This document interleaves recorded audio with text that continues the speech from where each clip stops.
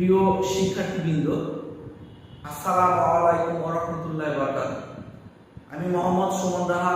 আজ তোমাদের হিসাব বিজ্ঞান প্রথম পত্র অষ্টম অধ্যায় দৃশ্যমান অদৃশ্যমান সম্পদের হিসাব রক্ষণ এর একটি অঙ্ক ক্রমহ্রাসমান জের পদ্ধতিতে কিভাবে 4 বছরের অবচয় বের করতে হয় এবং 4 বছর শেষে ভগ্নাবশেষ মূল্য কিভাবে মিলে যাবে এইটা নিয়ে আজকে আমরা আলোচনা করব। তো দেখো, তোমাদের সুবিধার্থে বোর্ডে আগে থেকে আমি একটা অঙ্ক তুলে রেখেছি। এখন আমি সেই অঙ্কটা করছি। সোনু একজন ফ্যাশন ডিজাইনার। তিনি 2017 সালের 1 জুলাই তারিখে জাপান থেকে 10 লক্ষ টাকা মূল্যের মেশিন আমদানি করে। অর্থাৎ আমদানি করে মানে সে জাপান থেকে একটা মেশিন ক্রয় করেছে। মেশিনের উপর 15% ভ্যাট প্রদান করে। তার মানে সে যখন জাপান থেকে মেশিনটা আমদানি করছে অর্থাৎ কিনে নিয়ে আসছে, তখন জাপানের সরকারকে কিছু টাকা শুল্ক দিতে হচ্ছে। তো সেই শুল্কটা কত পার্সেন্ট বলেছে? 15%। মেশিনটির আনয়ন খরচ 10,000 টাকা এবং সংস্থাপন খরচ 15,000 টাকা। মেশিনটির আনুমানিক জীবনকাল 4 বছর। অর্থাৎ মেশিনটি যেখান থেকে কিনেছে তারা বলে দিয়েছে যে মেশিনটা আপনি 4 বছর ব্যবহার করতে পারবেন, মানে 4 বছর পরে মেশিনটার জীবনকাল শেষ, মানে মেশিন আর চলবে না। তারপরে বলা হয়েছে মেশিনটির ভগ্নাবশেষ মূল্য পাওয়া যাবে 1,20,000 টাকা। প্রতিষ্ঠানটি ক্রমহ্রাসমান জের পদ্ধতিতে অবচয় ধার্য করে। করণীয় ক, অবচয়ের হার নির্ণয় করো। খ, 4 বছরের অবচয় দেখিয়ে একটি অবচয় সারণী তৈরি করো। গ, মেশিন আমদানির জন্য সাধারণ জাবেদা দাও। তো প্রিয় শিক্ষার্থীবৃন্দ, আমরা অঙ্কটা করলাম। অঙ্কটা কোন নিয়মে করতে হবে তাও কোশ্চেনে বলা আছে। মেশিনটা 2017 সালের জুলাই মাসের 1 তারিখে জাপান থেকে 10 লক্ষ টাকা মূল্যে আমদানি করে। তাহলে কত টাকাতে আমদানি করে? 10 লক্ষ টাকা দিয়ে। কখন নিয়ে আসছে?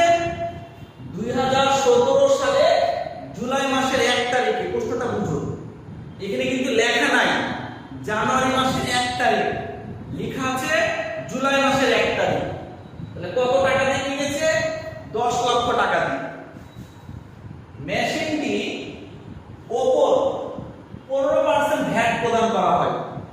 তার মানে সে যখন মেশিনটা কিনলো 10 লক্ষ টাকা দিয়ে কেনার পরেও জাপানকে আরো 15% ভ্যাট দিতে হয়েছে।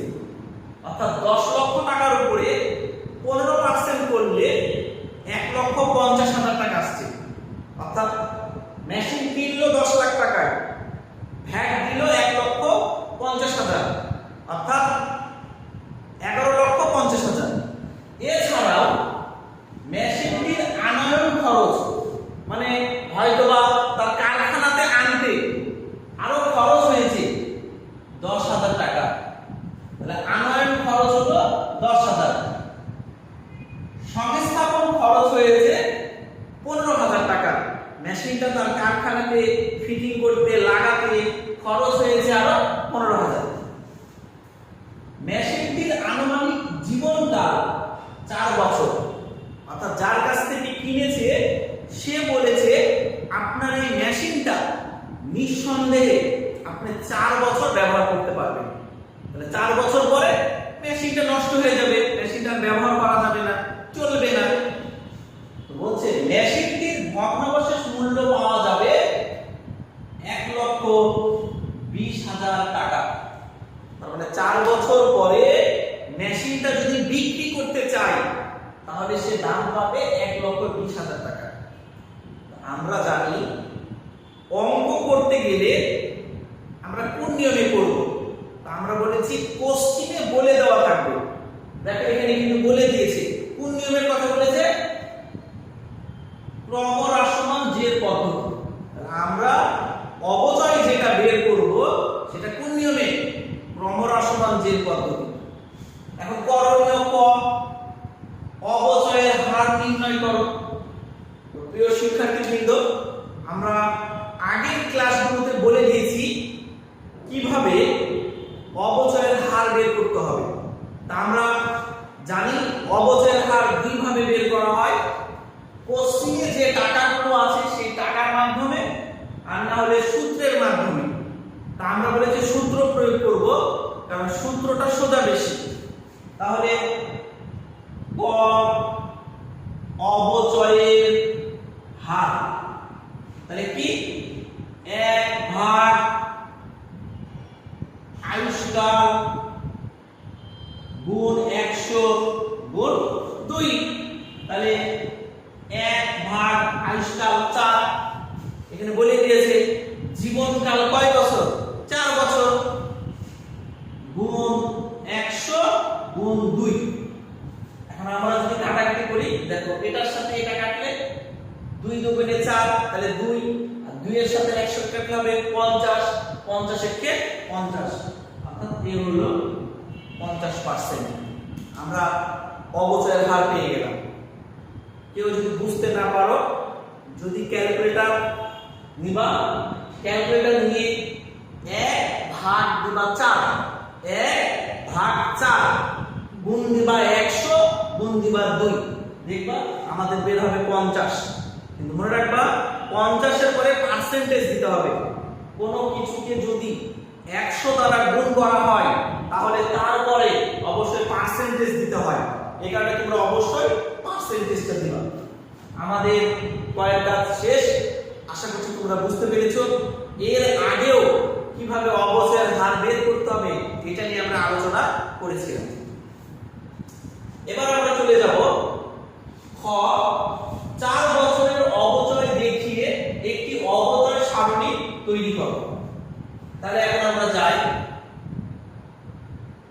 ক, 4 বছরের অবচয় দেখিয়ে 4 বছরের অবচয় সারণী তৈরি করা হলো। আমি তোমাদেরকে বলেছিলাম ক্রমহ্রাসমান জের পদ্ধতিতে যদি অঙ্ক করতে হয়, আর ক্রমহ্রাসমান জের পদ্ধতির নিয়ম হচ্ছে যে বের করতে গেলে আমাদেরকে বক্স করা লাগবে, কারণ বক্স ছাড়া আমাদের অঙ্ক করাটা পারবো কিন্তু অসুবিধা হবে, বক্স করে করলে তাড়াতাড়ি হবে। তাহলে আমরা কি করলাম, খাতার এ মাথা থেকে শেষ মাথা পর্যন্ত দাগ টানি। কয় বছরের কথা বলেছি, 4 বছর। তাহলে ঘর দিব 1 2 3, এর হলো 4। তো 4 বছর দিলাম। তাহলে প্রথমে এটা হবে যেটা, এটাকে কেউ বলে সাল, কেউ বলে বছর। তুমি বছর দিতে পারো, তুমি সাল লিখতে পারো। তো দেখো কোশ্চেনে যেহেতু বছরের কথা বলেছে তাই দিলাম বছর। তারপরে আমরা বলেছি এখানে যেটা বসবে সেটা হলো সম্পত্তি,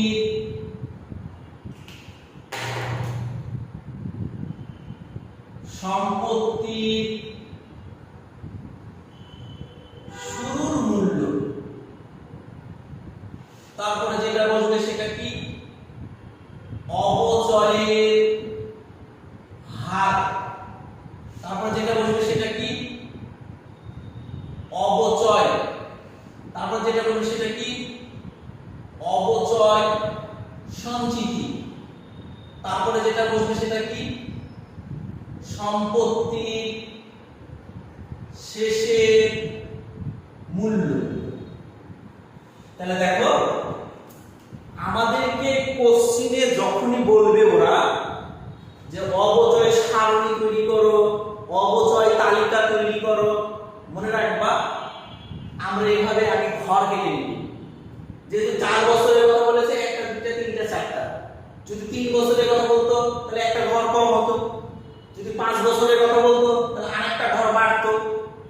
তো প্রথম ঘরের নাম হলো কি বছর, তারপরের ঘরটা কি সম্পত্তি শুরুর মূল্য, তারপরেরটা অবচয়ের হার, তারপরেরটা অবচয়, তারপরেরটা অবচয় সঞ্চিতি। তুমি অবচয় সঞ্চিতি লিখতে পারো, পুঞ্জীবিত অবচয় লিখতে পারো, ক্রমযোজিত লিখতে পারো, তোমার যেটা ভালো লাগে তুমি সেটা লিখবা। আর শেষেরটা হলো সম্পত্তির শেষের মূল্য। তো কেউ লেখে সম্পত্তি শেষের মূল্য, কেউ লেখে সমাপনী, যেটা লিখবা সেটাই হবে। এখন আমরা যাই, অঙ্কটা শুরু হয়েছে 2017 সাল থেকে, তাহলে এই হলো 2017, 2018, 2019, 2020। তাহলে কয় বছরের কথা বলেছে ওরা? 4 বছরের কথা বলেছে। আমরা 4টা বছর দেখলাম, যে বছর থেকে শুরু তারপরের বছর পর্যন্ত আমাকে নিয়ে আসতে হবে। 17, 18, 19, 20। যদি 5 বছর বলতো তাহলে দিতাম 2021 পর্যন্ত। এখন সম্পত্তির শুরুর মূল্য আমরা বলেছি এখানে কি বসবে? তাহলে আমি মেশিনটা কিনেছি 10 লক্ষ টাকায়, মেশিনটা জাপান থেকে আনতে আমাকে ভ্যাট দিতে হয়েছে। দেখো 10 লাখ গুণ হলো 15% ভ্যাট, তাহলে আমার আসছে 1,50,000। মেশিনটার আনয়ন খরচ,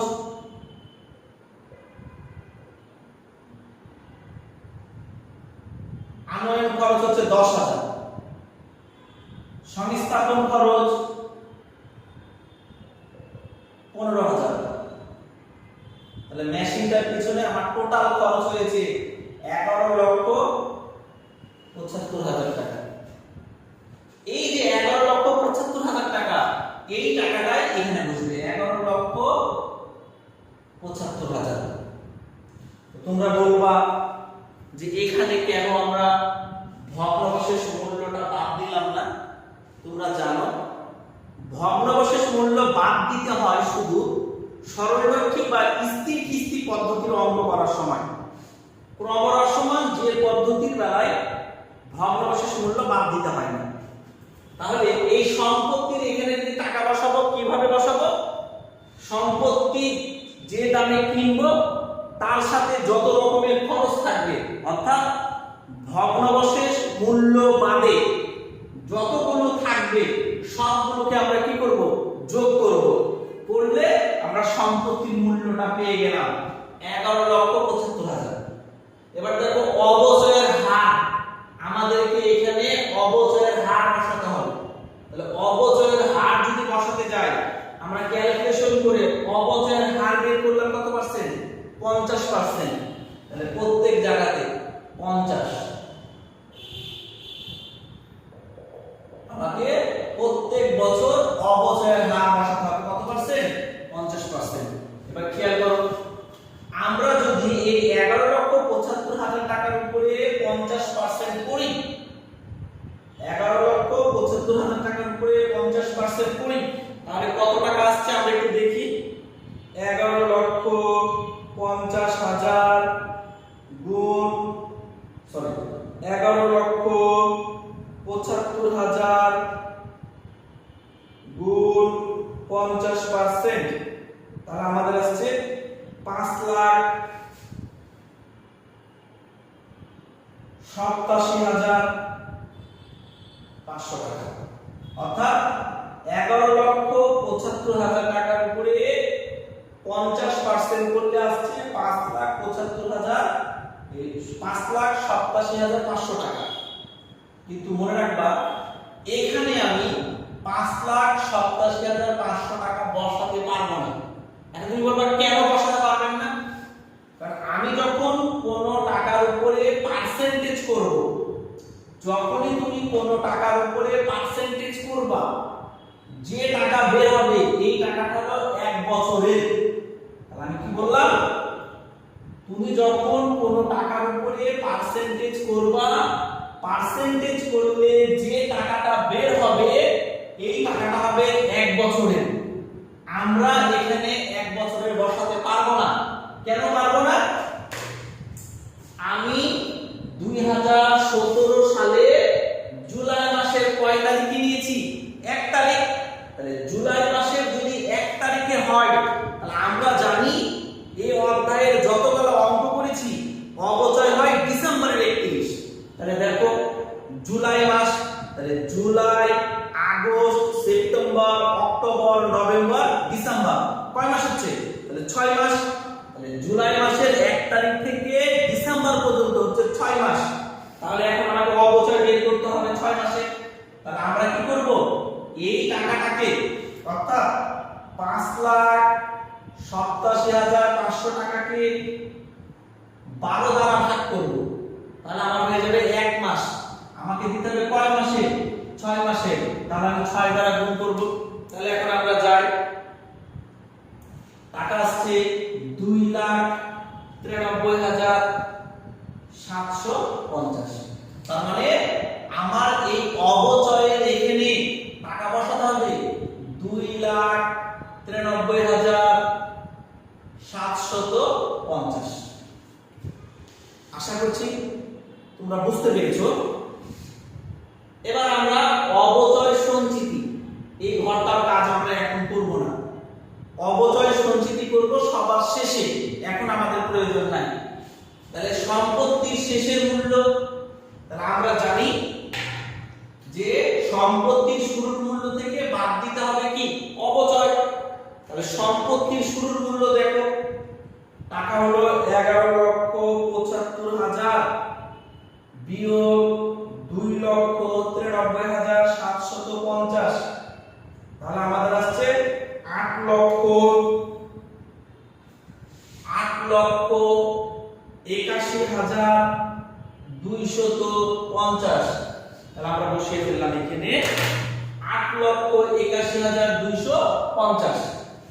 এবার 2018 সাল, 2017 সালে যেটা সম্পত্তির শেষের মূল্য, সম্পত্তির শেষের মূল্য সেটাই 2018 সালে হবে শুরুর মূল্য।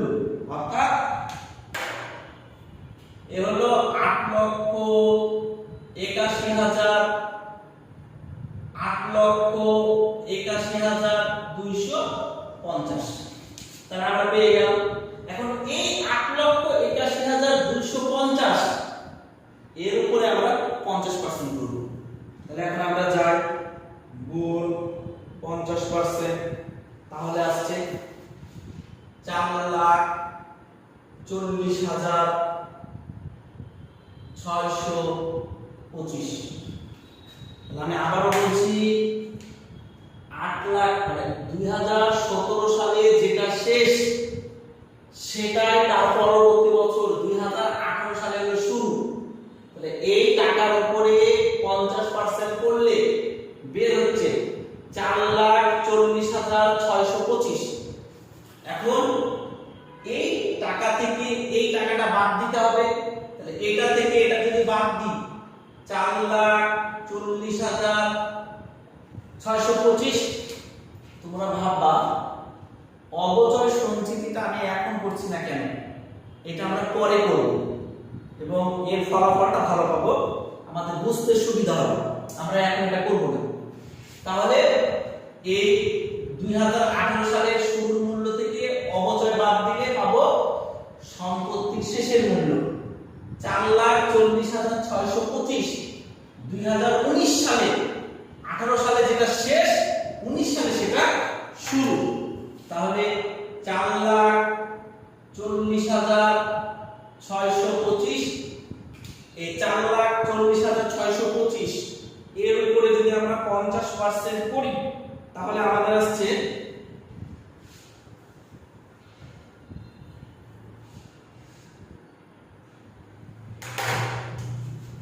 2,20,312.5। এখন দেখো এখানে যে দশমিকের পরে সংখ্যাটা আমরা বলছি দশমিকের পরে সংখ্যাটা আমরা নিব না। তাহলে দশমিকের পরে সংখ্যা দশমিক সহকারে লিখতে গেলে একটু ঝামেলা মনে হয়, এই কারণে আমরা দশমিক বাদ দিব। তা আমরা এর আগের ক্লাসে বলেছিলাম দশমিকের পরে কোনো সংখ্যা যদি বাদ দিতে হয় তাহলে নিয়ম হচ্ছে যে সংখ্যাটা বাদ দিব সেই সংখ্যাটা যদি 5 6 7 8 9 এর কোনো একটি সংখ্যা হয়, 5 6 7 8 9 অর্থাৎ এখানে আছে এর হলো 5, তাহলে সংখ্যাটা যদি বাদ দিতে হয় তাহলে আগের সংখ্যাতে এক যোগ করতে হয়। 2,20,300 এর হলো হচ্ছে 13। এখন যদি 0 1 2 3 4 এর কোনো একটি সংখ্যা হতো তাহলে বাদ দিলে আর আগে যোগ করব না, তখন 2 2 থেকে যাবে। কিন্তু আমরা বলেছি 5 থেকে 9 এর ভিতরে কোনো একটি সংখ্যা যদি হয় তাহলে আগের সংখ্যাতে এক যোগ করতে হয়। তাহলে 5 থেকে 9 এর ভিতরে এখানে আছে 5, এখানে আগের সংখ্যাতে এক যোগ হয়ে গেল হচ্ছে 2 আর 1 মিলে 3, অর্থাৎ 2,20,313, 2,20,313। এবার আমাদের কাজ কি? এটা থেকে এটা বাদ দাও।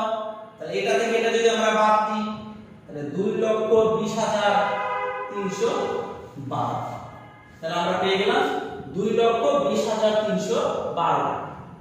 2019 সালে সম্পত্তির শেষের মূল্য 2,20,312। আমরা জানি 2019 সালে যেটা শেষ সেটাই 2020 সালে শুরু, তাহলে 2,20,312।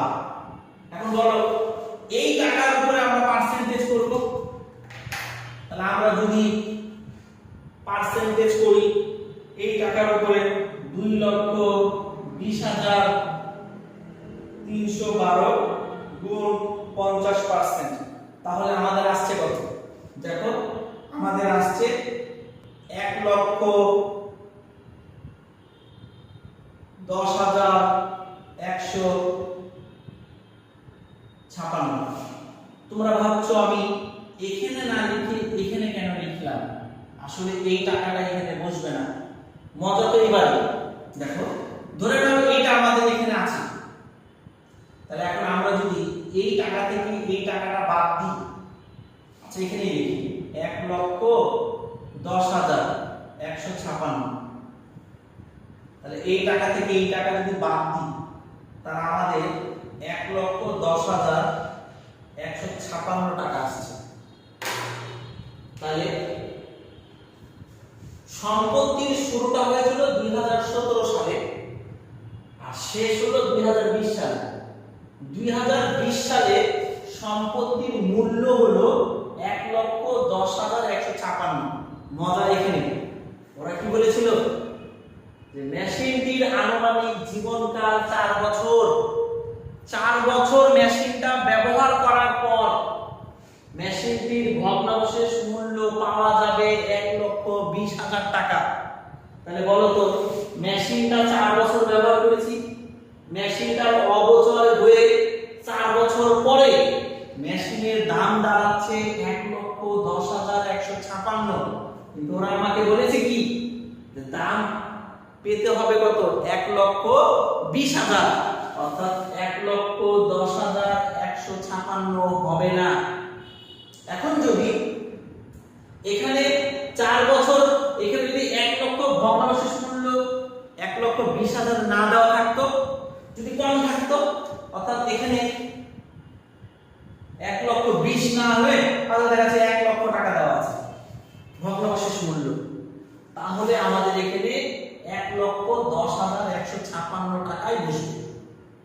কিন্তু যখন বলেছে 1,20,000 হিসাবে বের হচ্ছে 1,10,156, তখন কি করব? তাহলে মনে রাখবা তখনই নিয়ম হচ্ছে আর এটার উপরে পার্সেন্টেজ করা দরকার নাই, সোজা 1,20,000 টাকা বলেছে তুমি এখানে 1,20,000 টাকা লিখে দিবা। দেখো ক্যালকুলেশন করলে কিন্তু কম বের হচ্ছে হিসাবে আমাদের বাদ দিলে, তখন আমাদের করণীয় কাজ ভগ্নাবশেষ মূল্য যা থাকবে আমরা এখানে তাই লিখব। তাহলে পার্সেন্টেজ কি করব না? না,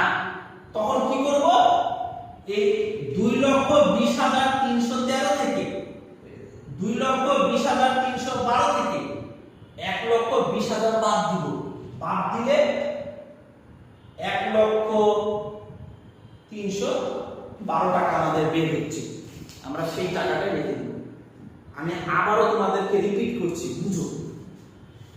ভগ্নাংশের মূল্য বলেছে 1,20,000, কিন্তু আমি যখন এই টাকার উপরে 50% করছি, করে যে টাকাটা বের হচ্ছে এই টাকা থেকে সেই টাকাটা বাদ দিলে 1,20,000 এর নিচে আসছে।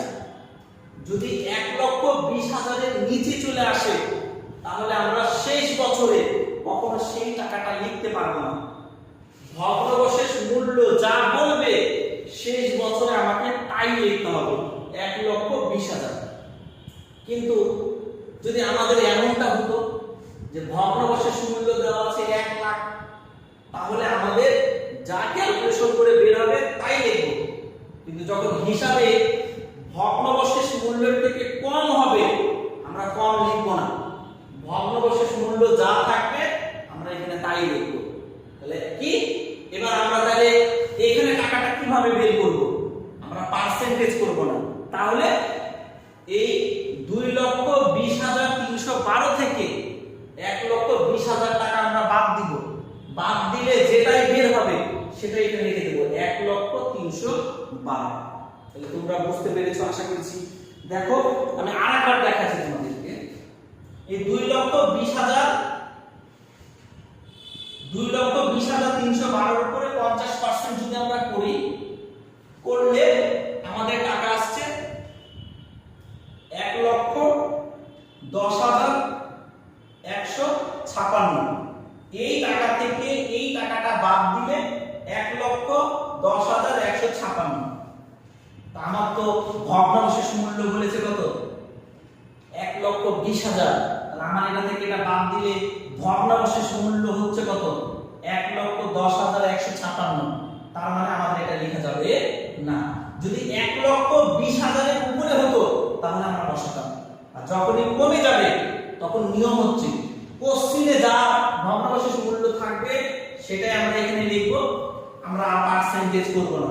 আমরা এই টাকা থেকে এই টাকাটা বাদ দিব, বাদ দিয়ে দিলে যেটা পাবো সেটাই হচ্ছে আমাদের অবচয়। তাহলে আমরা 2020 সালে অবচয় পেলাম 1,03,12। এই যে আমরা অবচয় পেয়ে গেলাম। এবারে আমরা যাব কোথায়? অবচয় সঞ্চিতিতে। যেটা আমাদের অঙ্ক শেষ, এখন অবচয় সঞ্চিতি কিভাবে দেখো। তাহলে প্রথমে যেটা থাকবে সেটাই 2,93,750। এবার আমরা কি করব? এর সাথে এটাকে কি করব বলো তো? যোগ। তাহলে 2,93,750 যোগ 4,40,625। তাহলে আসছে কত? 7,34,375। 7,34,375। এর সাথে এটাকে এখন আমরা যোগ করব আবার। তাহলে এবার এটার সাথে এটা যোগ, যোগ 2,20,313। তাহলে যোগ করলে আসছে 9,54,688। এবার এটার সাথে আমরা এটাকে যোগ করব, যোগ 1,03,12। তাহলে আসছে কত? 1,55,000 টাকা, সরি 10,55,000 টাকা। এই যে তাহলে আমরা অবচয় সঞ্চিতিটা প্রথমে করব না, অবচয় সঞ্চিতিটা সম্পূর্ণ অঙ্ক করা হয়ে যাবে শেষে গিয়ে করব। প্রথমে যেটা অবচয় থাকবে সেটাই লিখব। এবার এটার সাথে পরের বছরের অবচয়টাকে যোগ করব, এটা পাবো। এটার সাথে তার পরবর্তী বছরের অবচয়কে যোগ করব, এটা পাবো। এবার এটার সাথে তার পরবর্তী বছরের অবচয় যোগ করব, তাহলে আমরা এটা পাবো। এটাকেই বলা হচ্ছে অবচয় সারণী অথবা অবচয় তালিকা।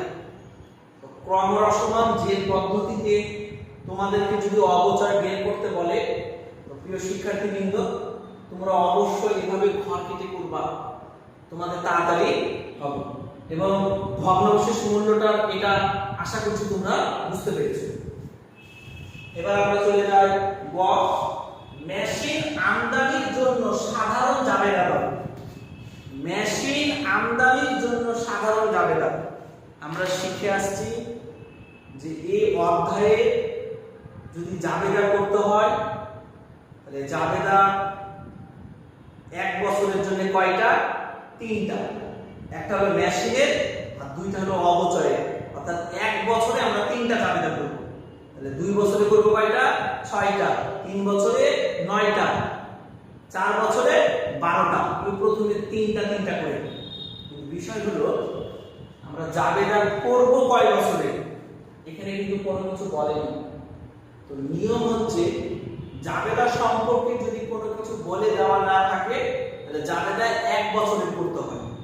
আমরা এখানে বলেছে মেশিন আমদানির জন্য সাধারণ জাবেদা দাও, তাহলে আমরা জাবেদা করতে যাব। তো জাবেদা করতে গেলে আমরা 1 বছরে কয়টা জাবেদা দেব বলেছি? 3টা জাবেদা দেব। তাহলে এখন আমরা 1 বছরে জাবেদা করব, যেহেতু আমাদের কোনো কিছু বলে দেওয়া নাই আমরা কয় বছরে করব। তাহলে আমরা লিখলাম তারিখ, বিবরণ, জাবেদা পৃষ্ঠা, ডেবিট ক্রেডিট, তারিখ, বিবরণ, খতিয়ান পৃষ্ঠা, ডেবিট ক্রেডিট। আমরা বলেছি কি, যেহেতু কোনো কিছু বলা নাই তাহলে কয় বছরে যাবে না? 1 বছর। 1 বছরে কয়টা জাবেদা হবে? 3টা জাবেদা। তাহলে প্রথম জাবেদা মেশিন, হিসাব, ডেবিট, নগদান, হিসাব, ক্রেডিট। 2 নাম্বার অবচয়, হিসাব, ডেবিট, পুঞ্জীভূত অবচয়, অথবা তুমি লিখতে পারো অবচয় সঞ্চিতি, তোমার কাছে যেটা ভালো লাগে, ক্রেডিট। আরেকটা বলেছি কি, আয় বিবরণ ডেবিট, অথবা আয় সারাংশ ডেবিট, আর হলো অবচয়, হিসাব হলো ক্রেডিট। এ হলো আমাদের কি 1 বছরে 3টা জাবেদা। এখন আমরা বলেছি মেশিনের এখানে যে টাকাটা বসবে সেটা হলো টোটালটা। টোটাল টাকা কত বলো তো? 11,75,000। 11,75,000। 10 লাখ কিনেছি, ভ্যাট দিয়েছি 1.5 লাখ, বহন খরচ আর সংস্থাপন মিলে হলো টোটাল 11,75,000। কত সাল? 2017। মাসের নাম জুলাই মাসের 1 তারিখ। আর আমরা বলেছি অবচয় হবে সবসময় ডিসেম্বরের কত তারিখ? 31 তারিখ। এখন আমাদের অবচয় কত টাকা? তাহলে এখন আমরা যেহেতু আমরা মিটিয়ে ফেলেছি, তুমি একটু দেখে নাও ওখান থেকে। আমি আরেকবার ক্যালকুলেশন করে বের করি। 11,75,000 গুণ হলো 50%, তাহলে বের হলো তোমার 11,75,000 গুণ 50%, তাহলে 5,87,500। তাহলে 1 বছরে। কিন্তু আমরা তো বলেছি এখানে 1 বছরে বসাতে পারবো না, জুলাই থেকে ডিসেম্বর পর্যন্ত 6 মাস। তাহলে 6 মাসে আসছে কত? 2,93,750। 2,93,750। 2,93,750। এখন বুঝো, যদি আমাকে 2 বছরের জাবেদার কথা বলতো তাহলে কিন্তু আমি আমার এই 3টাই জাবেদা দিতাম, কিন্তু আমি মেশিনে ঘরে রাখতাম কি ফাঁকা। আর অবচয় দ্বিতীয় বছরে যেটা বের হয়েছে 2018 সালে যেটা বের হবে সেটাই লিখতে হবে, 1 বছরে লিখতে হবে। এখন এখানে জাবেদার কথা বলেছে কি ব্যাখ্যার প্রয়োজন নাই। তাহলে ব্যাখ্যা কি লিখবো? সোজা মেশিন ক্রয় করা হলো, অবচয় ধার্য করা হলো, অবচয় আয় বিবরণীতে স্থানান্তর করা হলো, শেষ। তাহলে প্রথমে এটা লিখবো মেশিন ক্রয় করা হলো, অবচয় ধার্য করা হলো, অবচয় আয় বিবরণীতে স্থানান্তর। তোমরা অবশ্যই খেয়াল রাখবা, যদি ব্যাখ্যা সম্পর্কে কোনো কিছু না বলে ব্যাখ্যা দিতে হবে। যদি তোমরা কেউ ব্যাখ্যা না দাও তাহলে ব্যাখ্যার জন্য স্যার চাইলে নাম্বার কেটে দিতে পারবে। এখানে তোমরা সতর্ক থাকবা, ব্যাখ্যা অবশ্যই দিতে হবে।